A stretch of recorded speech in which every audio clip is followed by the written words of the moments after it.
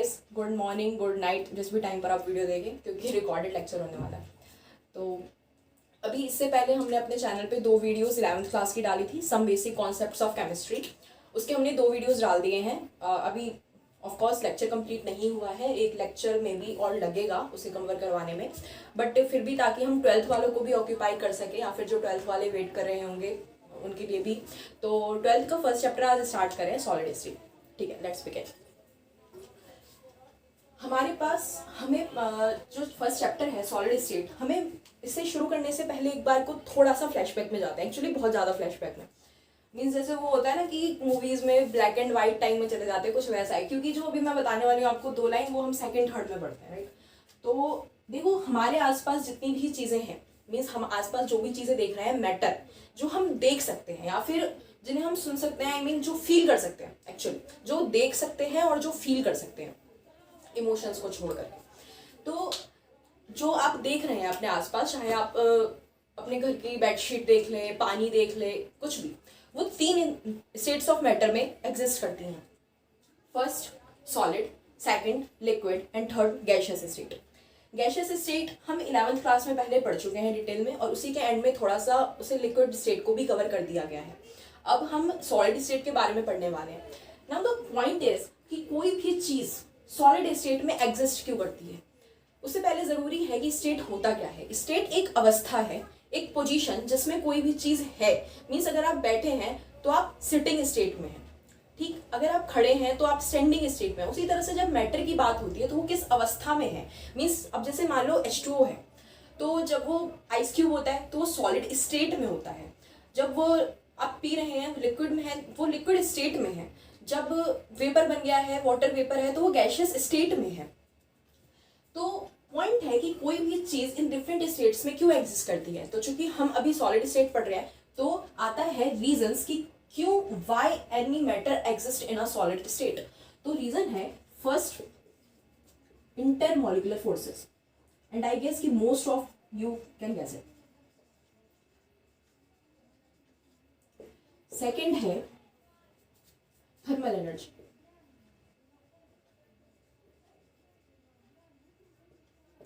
अब इन पे आते हैं।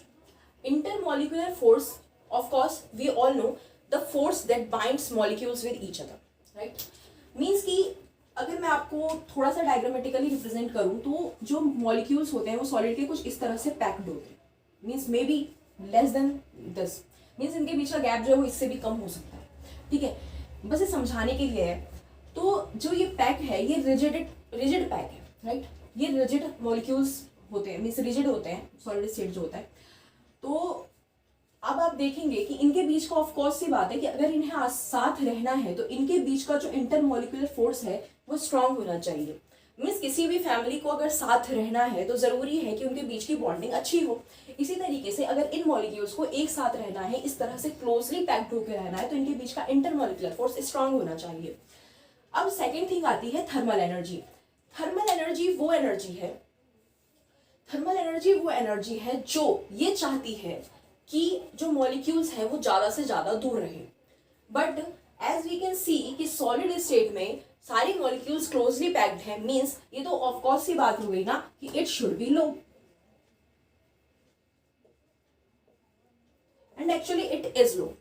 अब थर्मल एनर्जी लो होने की वजह से ये एक फिक्स पोजीशन में, वी कैन से दैट कि ये फिक्स पोजीशन में एग्जिस्ट करते हैं, और इनको सिर्फ अलाउ है कि ये अपने पॉइंट पर ऑसिलेटरी मोशन ही दिखा सकते हैं। मीन्स एक तरह से अगर वो यहाँ पर हैं तो ज़्यादा से ज़्यादा जो इनका मोशन हो सकता है वो यहाँ से यहाँ रैपिडली ऑसिलेट कर रहे हैं, ओके। तो ये 2 रीजन है कि कोई भी चीज जो हमारे आसपास है वो सॉलिड स्टेट में एग्जिस्ट क्यों करती है। अगर अब इससे आप अंदाजा लगा सकते हैं कि कैसे आइस जो है वो लिक्विड बन जाता है। अब आप जो सॉलिड में मीन्स आइस है, अब उसे लिक्विड में कब चेंज होते हुए देखते हैं, जब उसका टेम्परेचर बढ़ता है। इसका मतलब ये हुआ कि मॉलिक्यूल्स में थर्मल एनर्जी बढ़ने के बाद जो उनका मोशन है वो ज़्यादा वो ज़्यादा फ्री हो जाते हैं मूव होने के लिए, राइट। तो ये अब समझ में आ गया होगा आपको कि थर्मल एनर्जी कैसे रिस्पॉन्सिबल है कि कोई भी चीज़ सॉलिड स्टेट में एग्जिस्ट करती है, ठीक है। ये इंट्रोडक्शन था states of matter and solid state को लेकर के।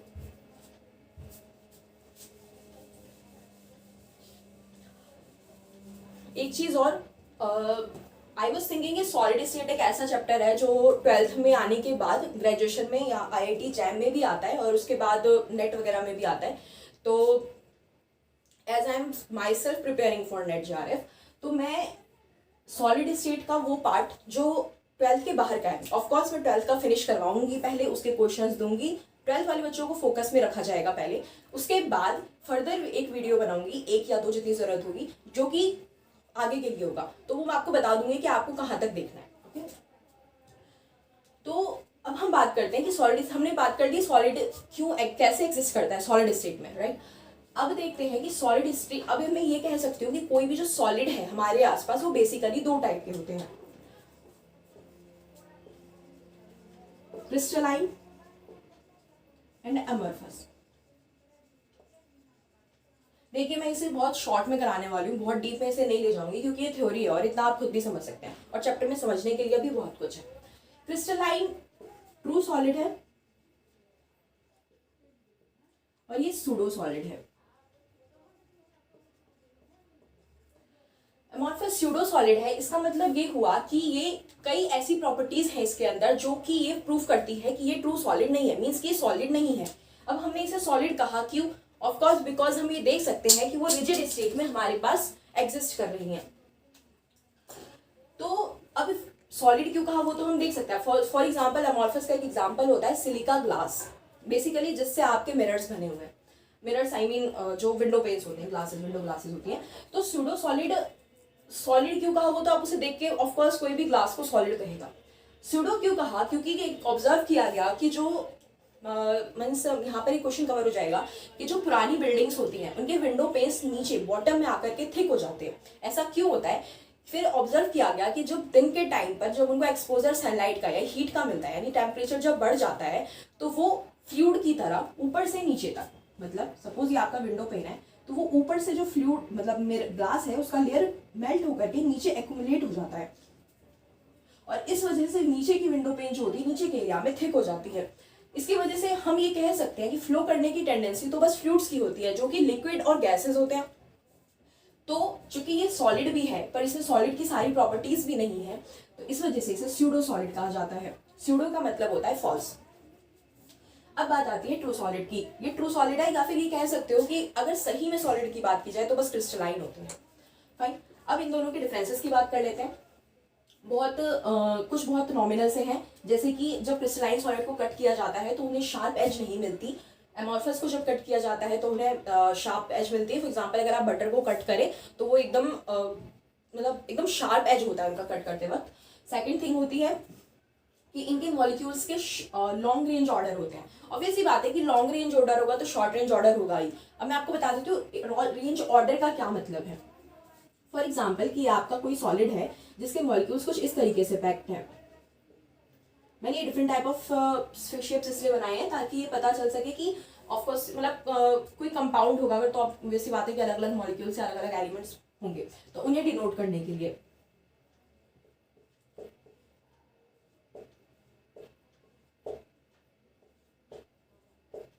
कुछ इस तरीके से, ठीक है। तो रेंज ऑर्डर का क्या मतलब है कि हम ये कह सकते हैं कि एक ऑर्डरली अरेंजमेंट को इन्होंने लॉन्ग रेंज ऑर्डर या शॉर्ट रेंज ऑर्डर कहा। लॉन्ग रेंज ऑर्डर का मतलब ये लॉन्ग या फिर पूरे मॉलिक्यूल में इनका एक ऑर्डर जो होता है वो बरकरार रहता है, मीन्स कि एक सिस्टमेटिक रूप से अरेंज होते हैं ये। लेकिन जहां तक अमorphous का सवाल है, अमorphous में क्या होता है, काफी रैंडम अरेंजमेंट होता है। तो इनका शॉर्ट रेंज ऑर्डर होता है, मतलब अगर आपको थोड़ी दूर के लिए ऑर्डर मिलेगा तो आप आगे जाके देखोगे कि ऑर्डर डिस्टर्ब हो चुका है। तो इसका शॉर्ट रेंज ऑर्डर और लॉन्ग रेंज ऑर्डर का मतलब यही था। तो हमने अभी तक 2 पॉइंट नोट किया है। ये ट्रू सॉलिड और सूडो सॉलिड नोट कर लिया होगा, I hope so.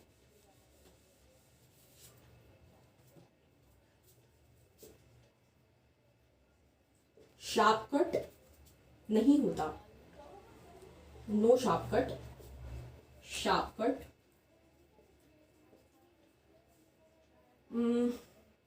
Short as well as long. देखिए इसमें कंफ्यूज मत होइएगा, अगर आप यहाँ सिर्फ लॉन्ग रेंज ऑर्डर लिख करके आएंगे तो भी सही होगा। मैंने ये शॉर्ट इसलिए बता दिया कि हो सकता है कि एमसीक्यू में कोई ऐसा ऑप्शन आए जहां पर short as well as long हो, तो आप कंफ्यूज हो जाएंगे वो हमें किस लाइन में लेना है या अमorphous में लेना, ठीक है। और यहाँ पर short range order.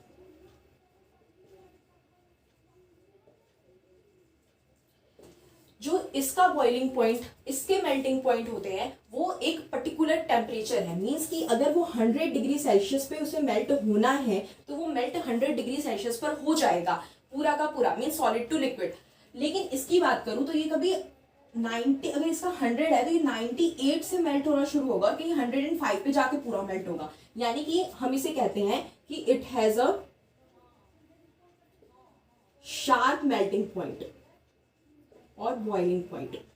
It has a range of temperature. I hope कि आप समझ रहे होंगे। इसके बाद आता है लास्ट बट नॉट लीस्ट,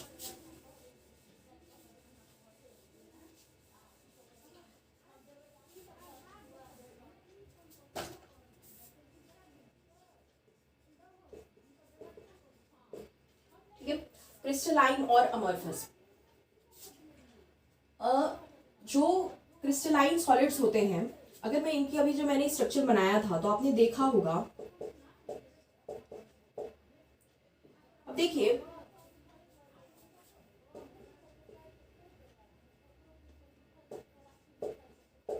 कुछ इस तरीके से चलेगा, यहां पर रैंडम होगा,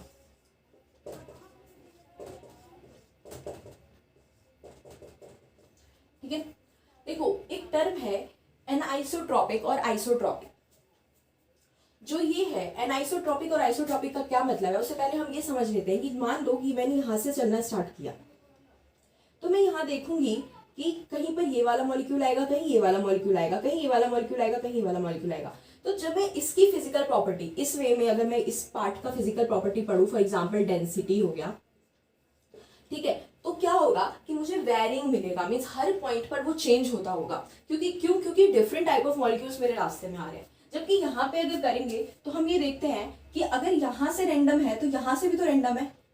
मतलब मैंने रैंडम बनाया हुआ है इसे, अगर आप देखोगे मतलब कहीं सिस्टमेटिक डायग्राम, तो आप पाओगे कि यहाँ जब चलते तो हमें उतना वेरिएशन नहीं मिलता, ठीक है। तो अब ये चूंकि हर टाइम पर चेंज हो रहा है, यानी कि फिजिकल प्रॉपर्टीज जो डेंसिटीज लाइक प्रॉपर्टी होती हैं वो कांस्टेंट नहीं है, तो इस प्रॉपर्टी को एनआइसोट्रॉपिक नेचर कहा जाता है।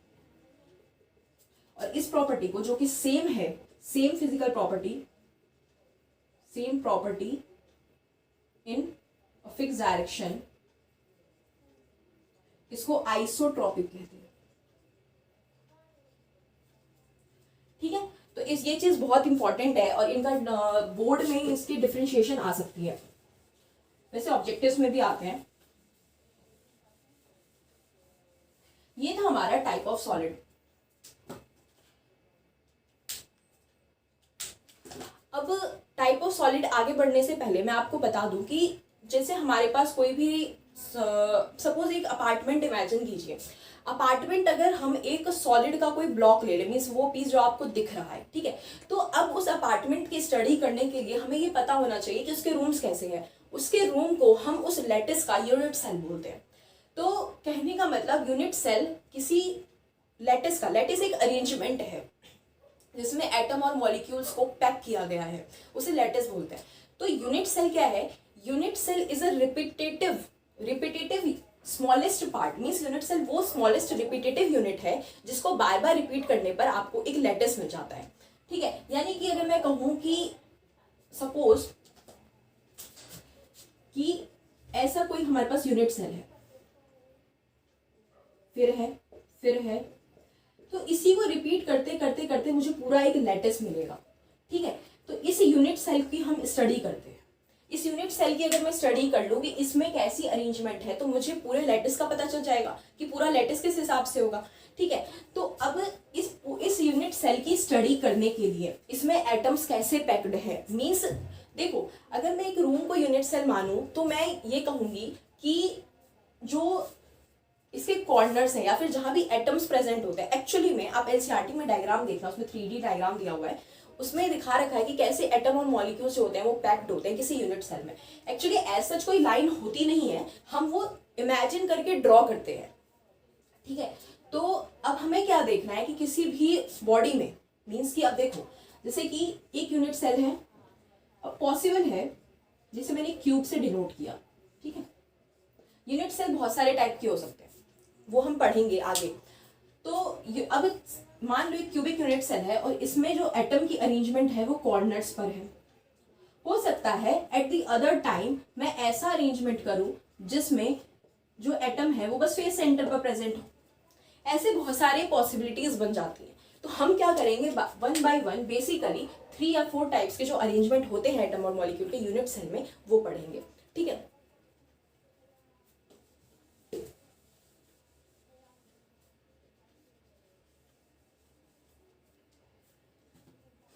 तो उससे पहले अब एक काम करते हैं, 3 हम यूनिट सेल के पहले टाइप पढ़ लेते हैं और उसके बाद हम ब्रेवियस लैटिसेस वगैरह पे टाइप ऑफ।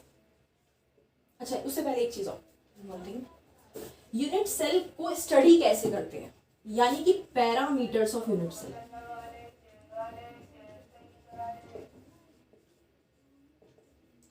यानी कि कुछ तो ऐसा हो कि जो हमें ये बता सके कि ये यूनिट सेल क्यूबिक है तो ये किसी और शेप का है, ये हेक्सागोनल है या फिर कुछ और, ठीक है। तो उसके लिए क्या करते हैं, हमें पास 2 पैरामीटर होता है, एक होता है एज लेंथ, एक होता है एंगल बिटवीन एजेस। ये होते हैं ए बी सी से डिनोट किए जाते हैं और ये अल्फा बीटा गामा से डिनोट किए जाते हैं। ये पॉइंट टू बी नोटेड है और ये बोर्ड में आ सकता है, ठीक है। ये तो हो गए यूनिट सेल के पैरामीटर्स। अब हम पढ़ रहे हैं कि यूनिट सेल में एटम और मॉलिक्यूल्स का अरेंजमेंट किस किस वे में हो सकता है। यहाँ से मेन इंपॉर्टेंटली चैप्टर का एक बहुत इंपॉर्टेंट पार्ट शुरू होता है, ठीक है। तो अब हम पढ़े type of unit cells. Actually type of unit cells से बेटर रहेगा हम ये कह सके कि type of arrangement in unit cells, ठीक है।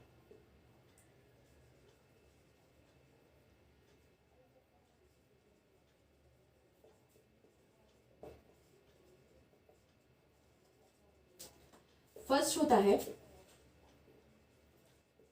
सिंपल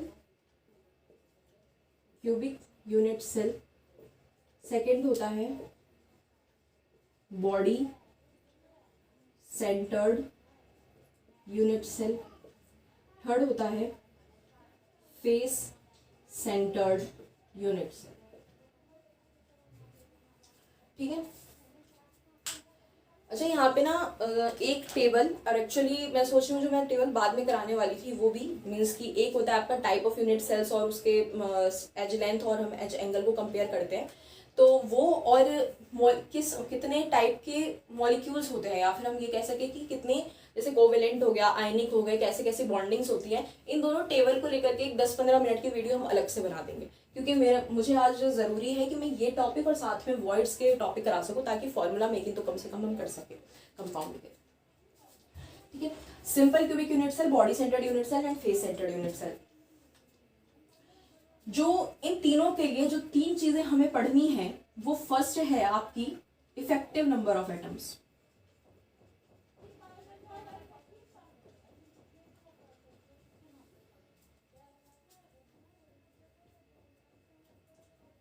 और सेकंड है कोऑर्डिनेशन नंबर,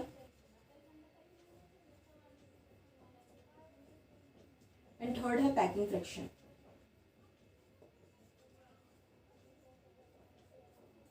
ओके, अब एक एक करके तीनों के लिए ये तीनों चीज पढ़ लेते हैं।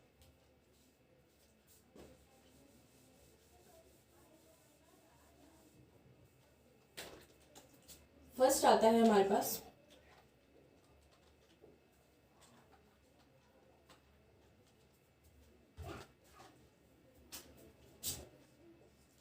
सिंपल क्यूबिक यूनिट सेल, ठीक है। अब इसमें क्या है कि एटम्स जो प्रेजेंट होते हैं, यानी ये यूनिट सेल में एटम्स का वो अरेंजमेंट है जहां पर एटम उस क्यूब के सिर्फ कॉर्नर्स पर प्रेजेंट हो। अगर इसे डायग्राम से रिप्रेजेंट करने की कोशिश करूं तो ये कुछ ऐसा है।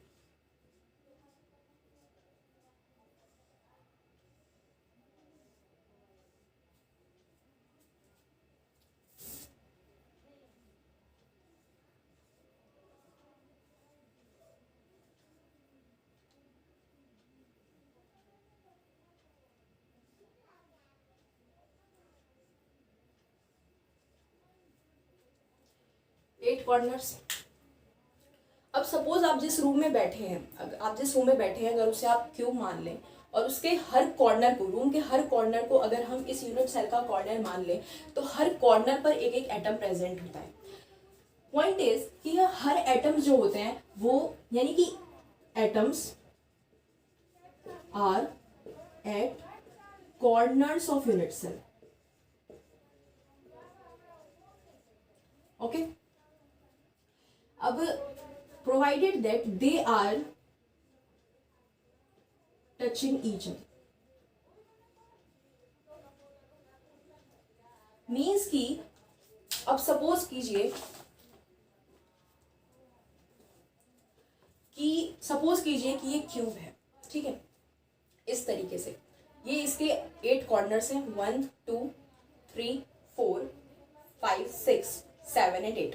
ओके, अब क्या है कि अगर मैं इन सारी 8 कॉर्नर्स पर एक एक एटम को लोकेट करूं, मतलब ये रेक्टेंगुलर है but I can't find any cubical thing around me, then ये सारे जो एटम्स हैं ये आपस में टच कर रहे होंगे। सारे एटम्स इन द सेंस कि जो एडजेसेंट एटम्स हैं, मींस ये वाला एटम इस वाले एटम से टच करेगा, ये वाला एटम इस एटम से टच करेगा। आप इसे बेटर समझ सकते हैं अगर आप अपने रूम को इमेजिन कर सके। उस कॉर्नर के एटम पर, उस कॉर्नर पे, मीन्स कि सपोज कीजिए कि मेरे साथ जो मतलब जो ये वाला एटम है, ये वाला एटम इस वाले एटम को टच करेगा, मीन्स कि कुछ इस तरीके से।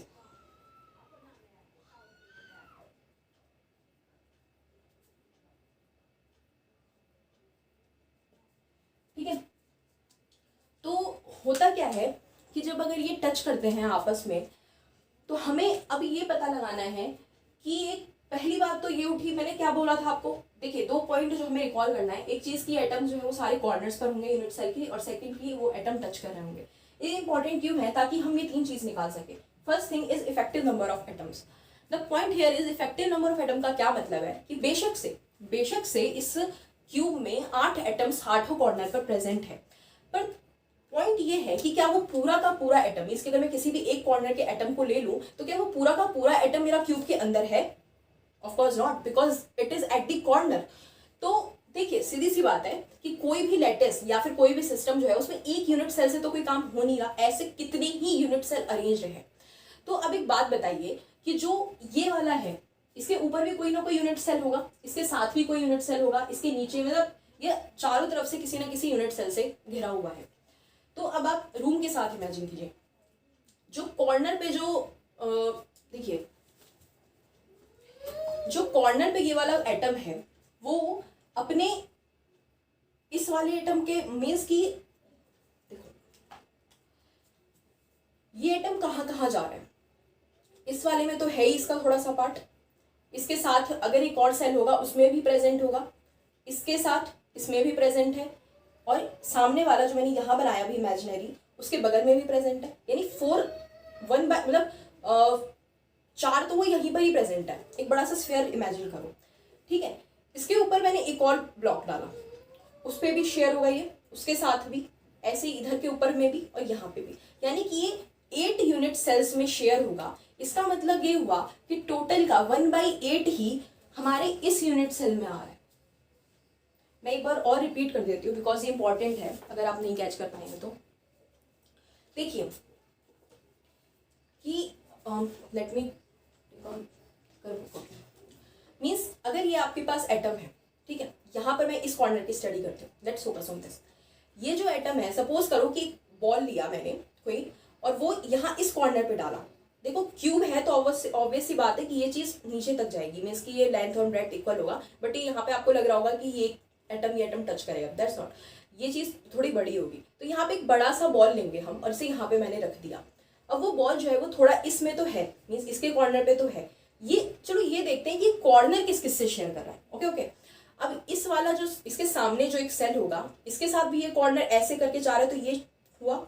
यहाँ पर कोई यूनिट सेल अगर है तो यहाँ भी है, जो इसके सामने था, यानी इसके सामने भी एक यूनिट सेल होगा, यानी कि इसने 4 से तो ये कॉर्नर यहाँ शेयर किया। उसके बाद ये कॉर्नर इसके ऊपर वाले, यानी यहाँ कोई यूनिट सेल है, इससे भी टच किया, यहाँ पे इसके साथ कोई है उससे भी टच किया, ऐसे ही 4 जैसे नीचे थे ऐसे ही 4 ऊपर उसके, यानी कि 1/8, यानी कि इस यूनिट सेल में इफेक्टिव नंबर जो होगा एटम का, contribution of one atom in unit cell is 1/8। तो इफेक्टिव नंबर कितने हो गए? इफेक्टिव नंबर का मतलब कि ये तो एक एटम की बात है ना, अगर इस यूनिट सेल में तो टोटल 8 एटम्स है, तो इसका मतलब इफेक्टिव नंबर क्या हो गया? 1/8 इंटू में 8 इज इक्वल्स टू 1, यानी इफेक्टिव नंबर ऑफ एटम्स होते हैं वो 1 होते हैं। फाइन, ये था आपका सिंपल क्यूबिक यूनिट सेल का effective number of atoms.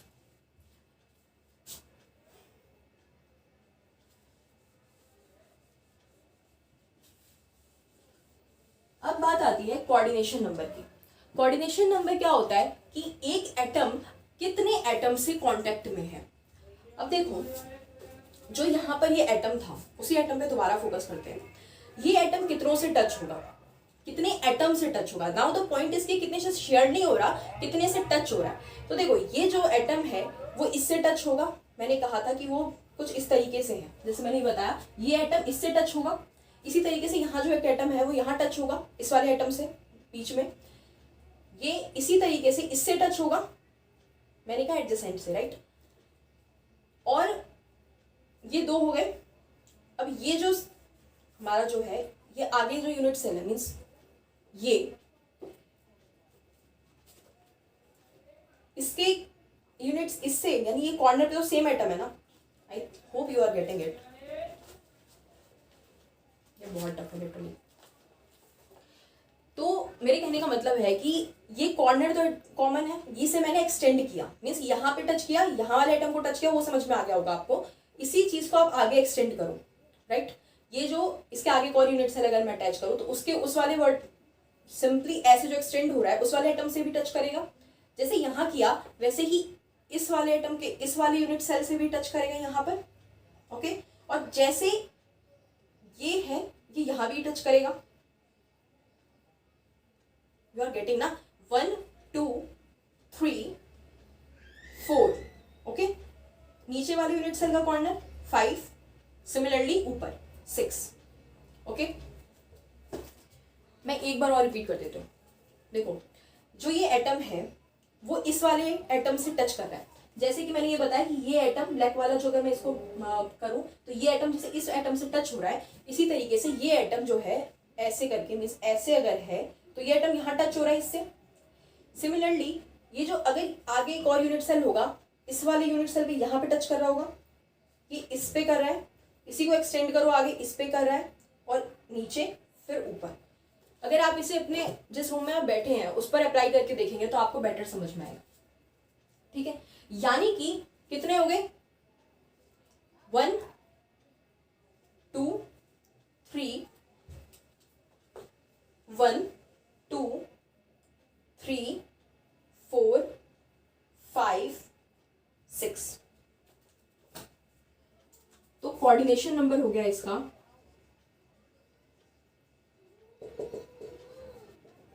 6, okay. Packing fraction सबका एक साथ करेंगे एंड में। अब बाकी किसी से यूनिट सेल में इतना टाइम नहीं लगेगा। बॉडी सेंटर्ड,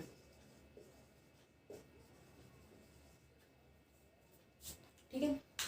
बॉडी सेंटर्ड में क्या है, 8 कॉर्नर पे तो एटम प्रेजेंट ही है, साथ में यहाँ पे बॉडी सेंटर में भी एक प्रेजेंट। मीन्स कि आप मान लो कि जिस रूम में आप बैठे हो उस 8 कॉर्नर में एटम्स प्रेजेंट है, साथ में इस बड़े से बीच में बॉडी के सेंटर में भी एक atom present. Now the point is atoms are at corners,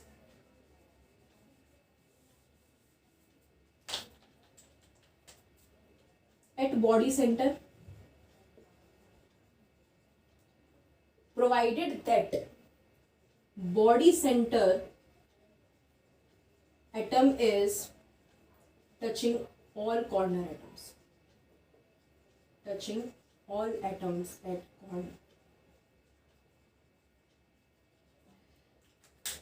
अब देखो, जो आठों एटम आपस में एडजेसेंट एटम्स को टच करके बैठे हुए थे, उनके बीच में एक बड़ा सा उसी साइज का बॉडी सेंटर में एटम आ गया। ऑब्वियस सी बात है, अब अगर ये बॉडी सेंटर एटम हर कॉर्नर के एटम को टच करेगा तो ये एडजेसेंट जो कॉर्नर जो आपस में टच कर रहे थे वो अब टच नहीं कर सकते। आप खुद देख लेना इमेजिन करके, ऐसा पॉसिबल नहीं है। ठीक है, तो अब आपको समझ में आ गया होगा कि अरेंजमेंट किस हिसाब से है। हम बात करते हैं इफेक्टिव नंबर ऑफ एटम्स की। इफेक्टिव नंबर ऑफ एटम्स निकालने के लिए आप पहले ही देख चुके हैं कि contribution of atom at corner is equals to 1/8। Total 8 है तो 1/8 into 8 is equals to 1। Contribution due to body centred. Okay, तो अब देखो ये पूरा का पूरा इसी यूनिट सेल में है, इसका मतलब किसी से शेयर नहीं कर रहा, तो ये पूरा का पूरा यही है। तो यानी कि टोटल कितने हो गया, total effective number of atom 2। तो ये नंबर बता रही हूं मैं, जो उसमें बताया कि इफेक्टिव नंबर ऑफ एटम्स 1 थे, कोऑर्डिनेशन नंबर 6 था, यहाँ जो बताया मैंने इफेक्टिव नंबर ऑफ एटम्स 2 है। ये सारे के सारे नंबर्स आपको याद होने चाहिए। ये इफेक्टिव नंबर ऑफ एटम कैसे 2 आया ये आपको समझ आ गया होगा। अब बात कर लेते हैं कोऑर्डिनेशन नंबर की। आप लोग समझ ही गए होंगे कि अगर एटम बॉडी सेंटर में प्रेजेंट है और वो हर कॉर्नर के एटम को टच कर रहा है तो कितने हो गए, 8 हो गया, यानी इसका 8 हो गए टोटल। ठीक है, अब जो ये देखो बॉडी सेंटर वाले एटम तो 8 एटम को टच करेगा, आपको समझ आ गया होगा। बट द पॉइंट इज, अब ये उठता है कि क्या कॉर्नर वाले एटम का कोऑर्डिनेशन नंबर डिफरेंट होगा? नहीं, क्योंकि अब मान लो ये बॉडी सेंटर में जो प्रेजेंट है इसे इस कॉर्नर ने टच किया, पर ये कॉर्नर 8 यूनिट सेल में था, यानी यही कॉर्नर कॉमन कॉर्नर है कितने यूनिट सेल के लिए, 8 के लिए, और 8 के बॉडी सेंटर को टच कर रहा होगा तो इसका भी 8 हो गया। ओके, यानी कि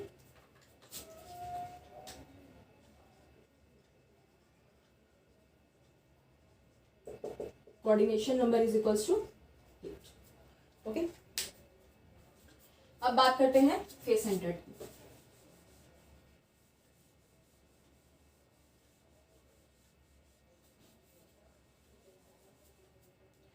फेस सेंटर्ड में क्या होता है,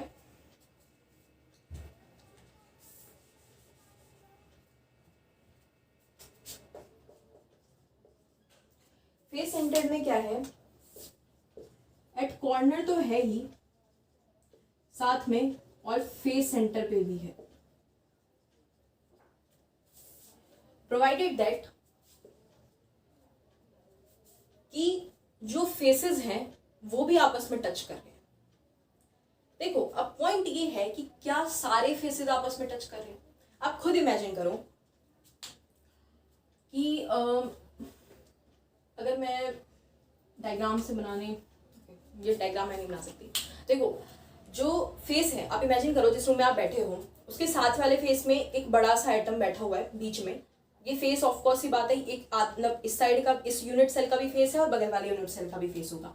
ये आधा बल्ज आउट करके एटम ऐसे गोला बैठा हुआ है, राइट।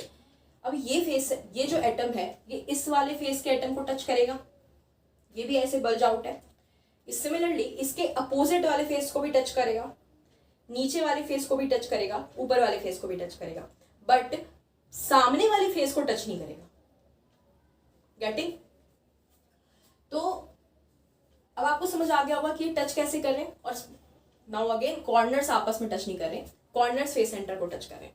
ठीक है, अब बात करते हैं हम इफेक्टिव नंबर ऑफ एटम्स की। इफेक्टिव नंबर ऑफ एटम्स का क्या है, कॉर्नर की वजह से तो 1/8 इंटू 8 इज इक्वल्स टू 1 है। फेस सेंटर की वजह से देखो ये जो फेस है ये इस यूनिट सेल का भी है और उस यूनिट सेल का भी है, राइट। तो हाफ इधर यानी कि एक में उसका 1/2 है, तो 1/2 एक एटम का, बट टोटल फेसेस कितने, 6, यानी 6 एटम्स है, तो यानी कि 3। तो total effective number of atom कितने हो गए, 3 + 1 इज इक्वल्स टू 4। ओके, अब बात करते हैं कोऑर्डिनेशन नंबर की।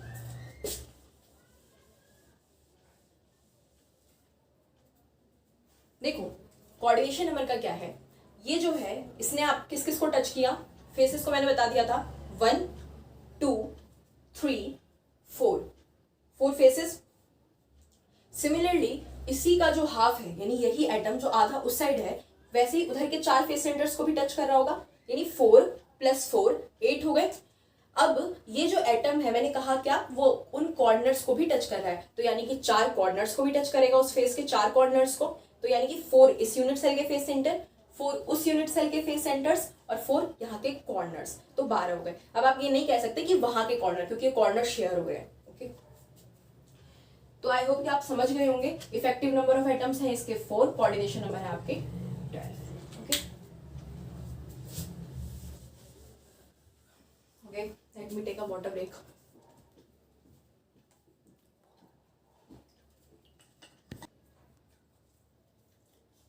तो अब बात कर लेते हैं पैकिंग फ्रैक्शंस की।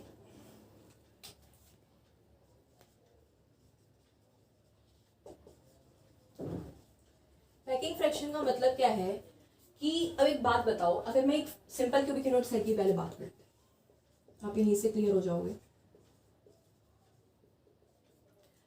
अगर मैं एक फेस की बात करूं, मतलब सिर्फ एक फेस को रिप्रेजेंट करने की कोशिश करूं 6 फेसों में, तो देखो ऐसा कुछ होगा।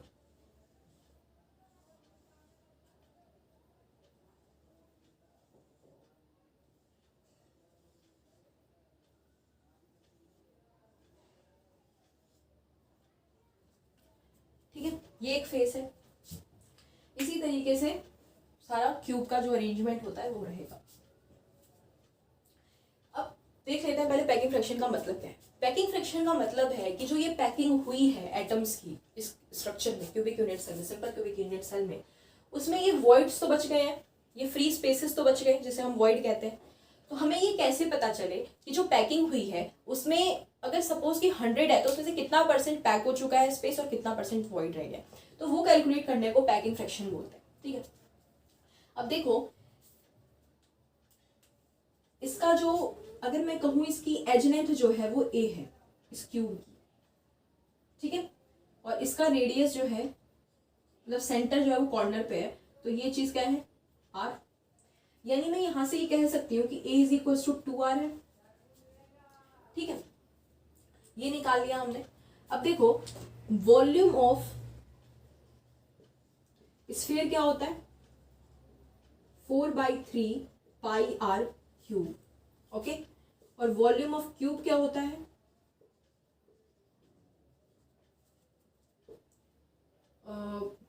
a³, राइट, जिसको 2r का क्यूब भी बोल सकते हैं, यानी कि 8r³। ठीक है, अब पैकिंग फ्रैक्शन का फॉर्मूला क्या होता है,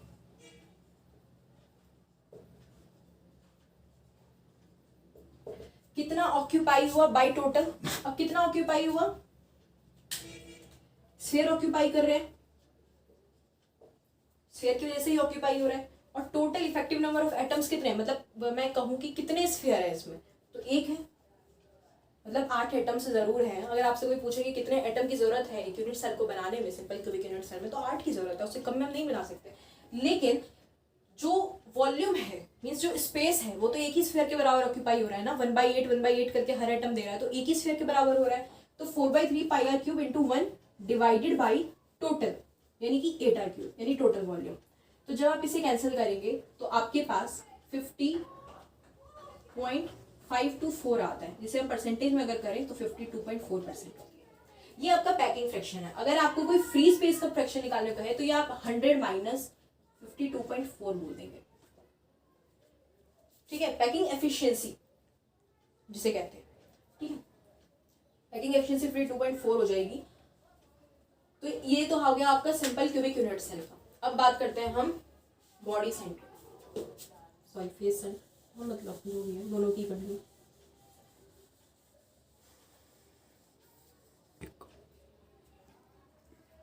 अब बात करते हैं हम फेस सेंटर्ड यूनिट सेल की।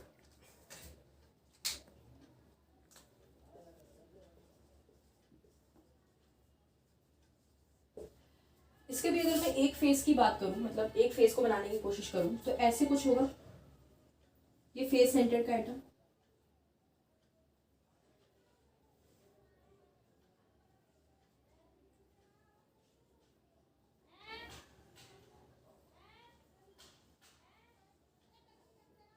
कुछ इस तरीके से डायग्राम थोड़ा, ठीक है। तो फेस सेंटर्ड। अब एक बात बताओ कि अगर मैं कहूँ कि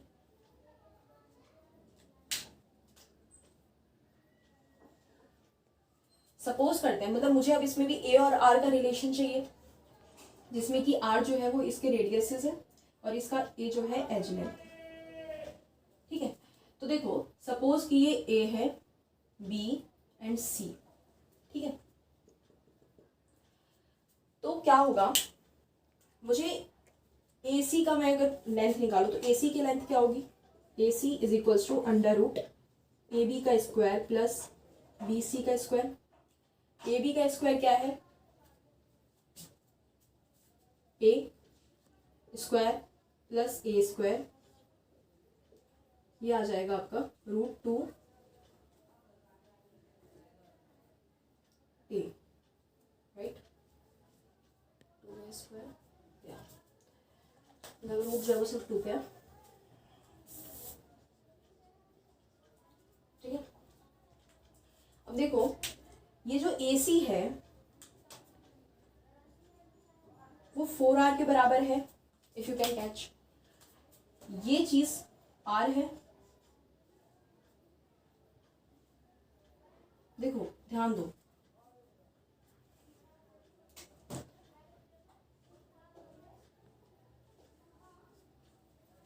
यहां से यहां तक r है, इसका रेडियस ये r हो गया, यहां से यहां तक r, इस वाले एटम का r, यानी कि इसका तो पूरा डायमीटर आ गया ना, तो 2r हो गया, यानी r plus 2r, r plus 2r और प्लस नीचे वाले का प्लस r, यानी कि AC is equals to 4r हो गया। अब मतलब मैं इसको √2a is equals to 4r लिख सकती हूँ। a इज इक्वल्स टू, हाँ मतलब कैसे, a is equals to 4r by √2, ठीक है। यानी कि अगर मैं r की वैल्यू करूँ तो √2a बाई 4, ठीक है। अब सिंपल वही चीज करनी है हमें फिर से,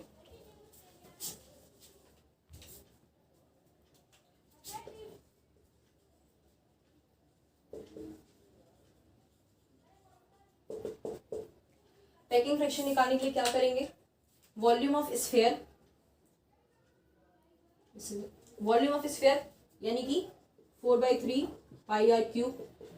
कितने इफेक्टिव नंबर ऑफ एटम्स है यहाँ पर, 4, और बाई क्यूब का यानी कि 2a का क्यूब, यानी कि आप इसे कह सकते हैं 4/3 पाई आर क्यूब इंटू में 4 डिवाइडेड बाई √2a बाई 4 का क्यूब, ठीक है। सॉरी √2, हाँ मतलब यार क्या है, 4r बाई √2 का क्यूब, समझ रहे हो ना। मैंने पहले ये वाला रिलेशन लिख दिया था, लेकिन मुझे a की जगह पर r लिखना है, ठीक है। तो इसे जब आप सॉल्व करेंगे तो समथिंग अराउंड 72% आएगा, 74% आई गेस।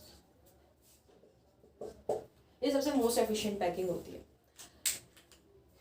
ये हमारा FCC का।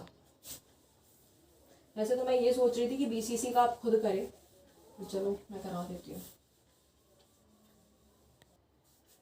अब हम बात करें बॉडी सेंटर्ड। देखो बॉडी सेंटर्ड में ये है कि सारे जो है कॉर्नर पे और एक बॉडी सेंटर पे प्रेजेंट है। तो देखो बॉडी सेंटर्ड के लिए हमें क्या चाहिए कि अब हमें फिर से आर और ए का रिलेशन निकालना होगा। तो आर और ए का जो रिलेशन निकालना है, अब सपोज करो ये जो है तुम्हारा,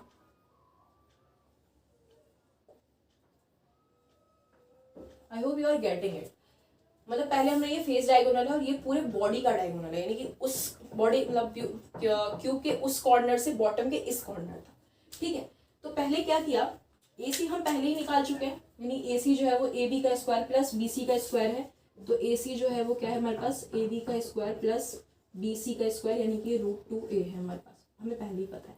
अब हमें निकालना क्या है, AD इसलिए क्योंकि हम इस एटम को वो कर रहे हैं ना इंक्लूड। तो अब क्या है कि AD की वैल्यू क्या होगी, AD ये और इसके बराबर होगा, यानी कि AC का स्क्वायर प्लस CD का स्क्वायर, यानी √2a हमें गिवन था यहाँ से, और यहाँ a स्क्वायर। तो जब आप इसे करेंगे तो ये आपके पास √3a है, ठीक है। अब कुछ भी नहीं करना है, सिंपली फिर से वही है 4/3 पाई आर क्यूब इंटू में 2 यहाँ होता है ए क्यूब की जगह आप क्या डालेंगे। अब देखो एक चीज़ और, जो ये √3a है, अब ये यहाँ पर 4r के बराबर होगा, ठीक है। तो अब हमारे पास √3a जो है क्या है 4r के बराबर, यानी कि r क्या है हमारे पास √3a/4। तो मतलब हमें a की वैल्यू पुट करनी है, राइट। तो 4r/√3, तो आप जब इस पे पुट करेंगे तो ये आपका 68% आता है, यानी इस चीज़ को यहाँ पुट कर देंगे, ठीक है। मैं सिंपल कैलकुलेशंस मैं नहीं करूँगी। देखो सबसे एफिशिएंट हमारे पास FCC पैकिंग है, ठीक है, उसके बाद हमारे पास BCC है और उसके बाद हमारे पास सिंपल क्यूबिक है। अब मैं यहाँ पर फिलहाल का लेक्चर कंक्लूड करते हुए ये बताऊंगी कि पैकिंग फ्रैक्शन से रिलेटेड बहुत सारे क्वेश्चंस है। आज मैं क्वेश्चंस नहीं करवा पाई हूँ और टाइम भी हो रहा है, तो आप उसे कवर करना। और हम इसका नेक्स्ट वीडियो टुमारो पॉजिटिवली लेकर आएंगे, जिसमें मैं वॉइड्स, उसके बाद क्या कहते हैं इनके जो फॉर्मूलाज होते हैं वो, और पैकिंग फ्रैक्शन के क्वेश्चंस के साथ कराऊंगी, ठीक है। फिर बेसिकली ज़्यादा आई थिंक बच नहीं जाएगा, बस लास्ट के जो कुछ है वो बच जाएंगे। तो मतलब आई थिंक कि 2 और ज़्यादा से ज़्यादा क्वेश्चंस इंक्लूडिंग 3 days का लेक्चर बच गया है बस ये। तो ऑल द बेस्ट, और प्लीज़ पूरा वीडियो को पूरा देखिएगा और रिवाइज कर लेना, क्वेश्चंस कर लेना। खुदा हाफिज़।